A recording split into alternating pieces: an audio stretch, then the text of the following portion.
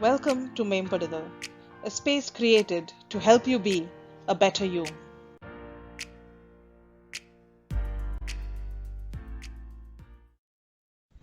Hello and welcome to one more video on Mempadadal presented through Agamagam. This video is an introduction to a fairly recent topic called emotional intelligence.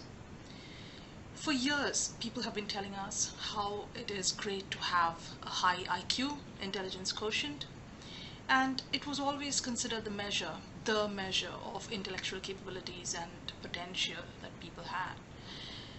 However, in recent times, there is increasing realization that IQ alone is not enough to have a fulfilling life, not just a successful life, but a fulfilling life.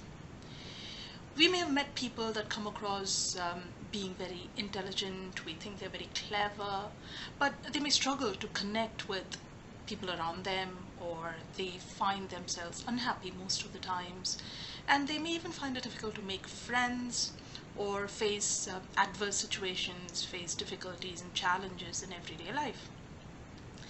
I wondered myself when I looked at some people who outwardly seem to be very clever, great IQ perhaps, but were extremely difficult to deal with.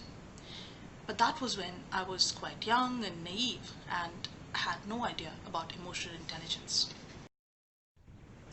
Research has shown that main reason for people being successful in their work is due to people skills and skills associated with emotional intelligence. Only a small percentage of contribution to the success comes from their technical ability. If you worked in the corporate sector, you'll be able to relate to this better, and you would have often heard people say how it's not often what you know, it's who you know. At the end of the day, we work with humans and live with humans. So it makes perfect sense that people skills are extremely important. Having a high IQ is great. By no stretch of imagination am I saying that that's a bad thing. However, that alone may not be enough for success and a holistic life, a fulfilling life. It's also been shown through several research and study of data that people with average IQ but high emotional quotient are far more successful than people with a very high IQ alone. So emotional quotient here refers to the ability, just like how intelligence quotient is a measure of the intellectual capability, emotional quotient is also a measure of ability, the ability to understand their own emotions and feelings and manage it, but also understand other people's feelings and emotions and act accordingly.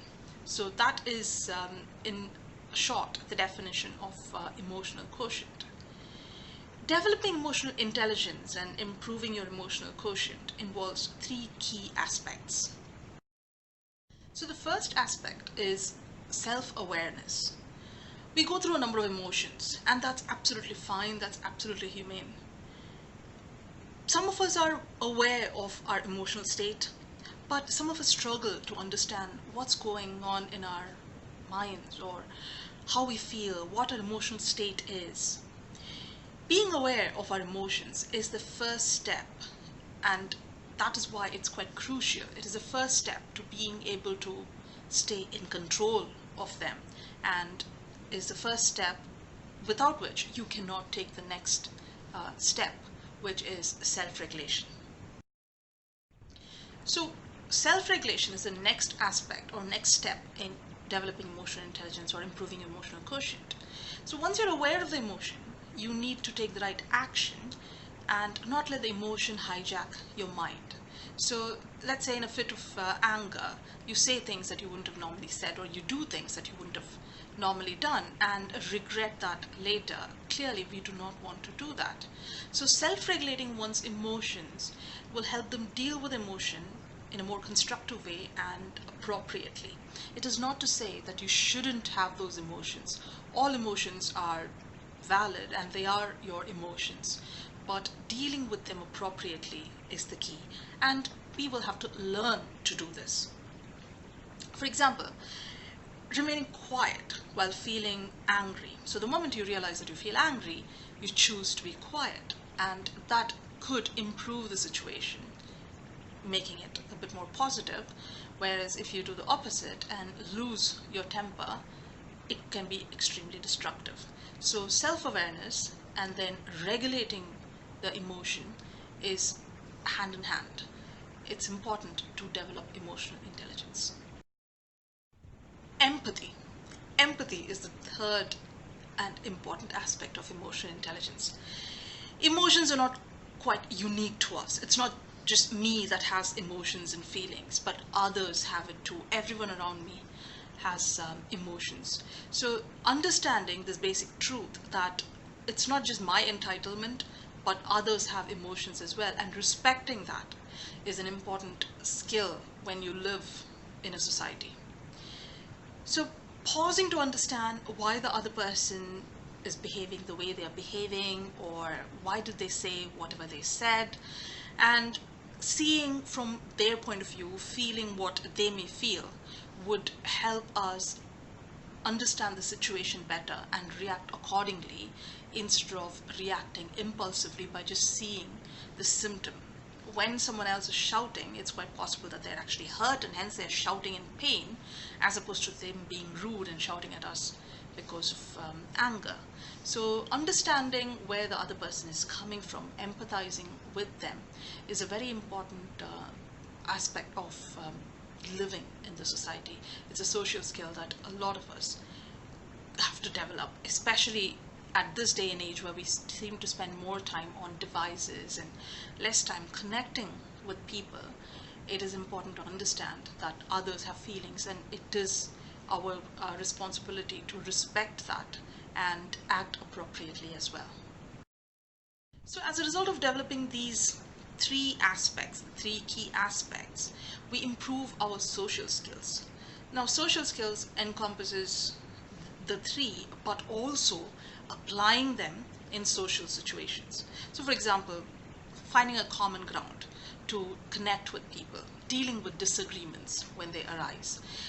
These sort of situation will rope in all these three key aspects that I just mentioned. Unless we live in complete isolation, or we have mastered the control of emotions to the point that we no longer feel anything, we don't have any emotions, all of us need to be emotionally intelligent, and all of us, in my humble opinion, have room to improve our emotional intelligence. Outbursts, loss of control, feeling overwhelmed, etc. are all primitive physiological response of the brain when it perceives a threat. For the more modern brain to work, because it is there, it is physically it is there in our head, and for the modern brain to kick in and avoid such outbursts, we need to help it train, and it is possible for us to teach ourselves, and we can take help to teach ourselves emotional intelligence, or growing our emotional quotient. So fortunately, there's no age limit to when you can become more emotionally intelligent, and it is perfectly possible to develop emotional intelligence as long as you just have the willingness to develop it. There are certain techniques that you can follow, and at Agam Agam we would like to offer some training programs to help you improve your emotional intelligence and your emotional quotient. So watch the space.